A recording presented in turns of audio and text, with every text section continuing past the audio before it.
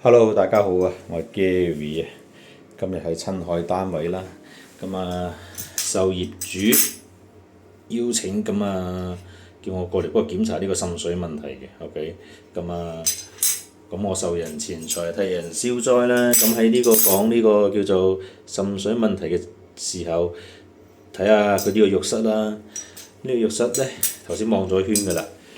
咁我好驚喜嘅就係、哇！呢、個真係有窗嘅，好正嘅，開出去望到海景嘅。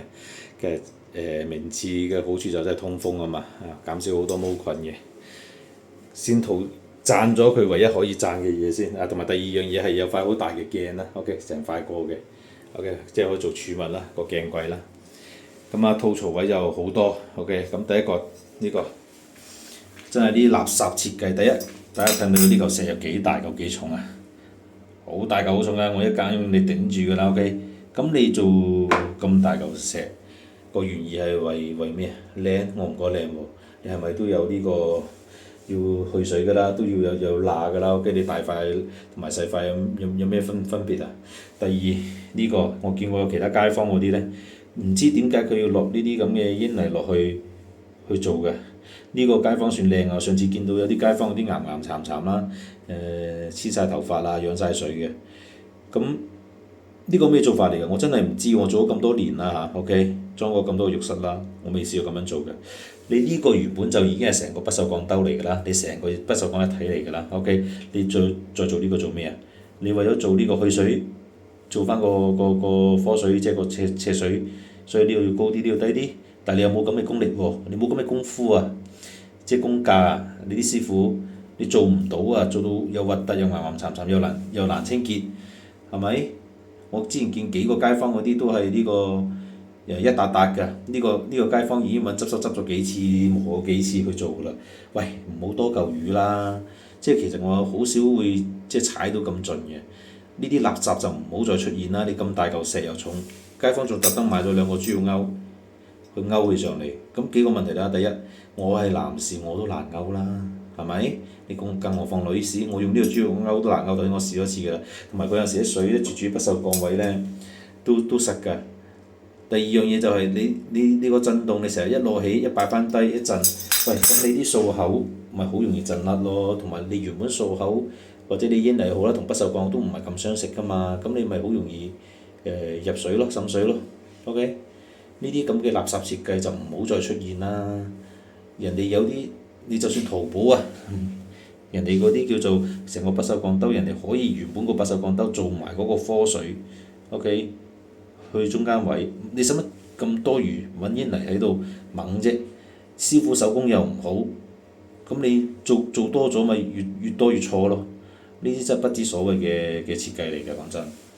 好，第二 part 就呢個。係，喂，你有條金邊好似好靚喎，喂，咁點解要突出嚟啊？咁你掛架掛成嗰啲度要做個三角嘅浴室架，咁你又咪頂住咗咯，係咪？喂，呢啲要點做啊？呢啲要叫嵌入去同呢個，即係嵌入去同啲瓦仔持平啦，你要靚，你突出嚟有咩咁靚啊？阻住擺嘢，譬如呢度已經阻住咗啦。OK，咁呢個架就街坊自己買嘅，咁我覺得。呢個就唔關呢個詳細事，只不過我想建議大家就唔好用呢啲吸盤嗰啲啊，其實吸唔穩嘅，OK，吸唔穩嘅。一係就打窿，一係就呢個用呢個面釘膠，OK，面釘膠夠穩。只不過好啦，到時你要做嘅時候，佢呢度條嘢突出嚟又阻住你㗎咯。真係呢啲咁嘅設計多餘啦，係咪先？你要靚，你都有手工㗎，你做一個嵌入式㗎咯，係咪先？開翻兩條坑開翻兩條坑嵌入去，同呢個持平嘅咁咪得咯。你要靚係咪？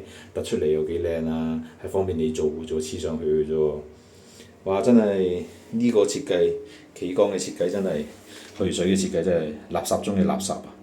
係啊，超級垃圾，真係唔應該再出現㗎啦！你做呢啲真係做多咗啦，唔係代表你做多咗嘢就係一定好㗎嘛，越多越錯啦。我情願你跟翻呢個成個不鏽鋼兜啦。咁街坊真係要搞，可以點算啊？就頂住先，實在太重啦，手指要斷啊，摘落嚟。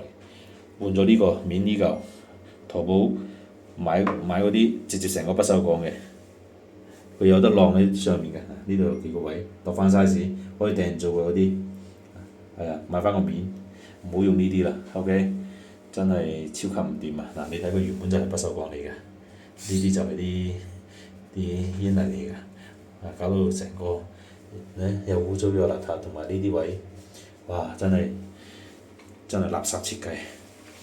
好，今日想同大家街坊講翻一樣嘢，就係呢度，大家望唔望到啊？係黃咗嘅，呢度一笪黃咗嘅。OK，咁呢度亦都有嘅。其實呢個呢已經係叫做執手過一次㗎啦。OK，咁個問題係